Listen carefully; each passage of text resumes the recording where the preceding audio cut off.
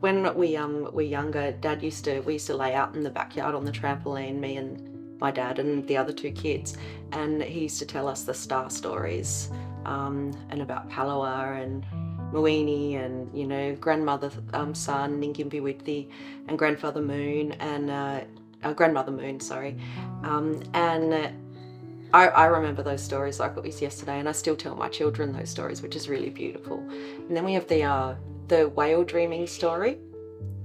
So where we used to go abalone diving, we always used to go at really weird times because you weren't allowed to do it then. You weren't allowed to go and get abalone.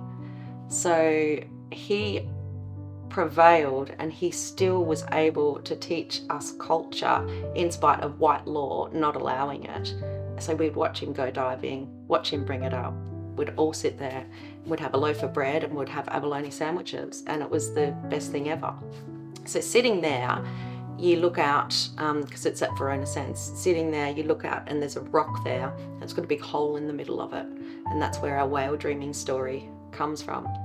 And every single time we were driving down there, he'd be telling us about the whale dreaming story for the 50,000th time. And we'd be like, oh, Dad.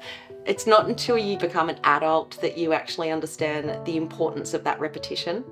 And now when we're driving down there, I'd say it to the kids and they're like, oh, Mom, we know it, you know? And I was like, I keep telling it. I couldn't sit there and moan, but I keep saying it.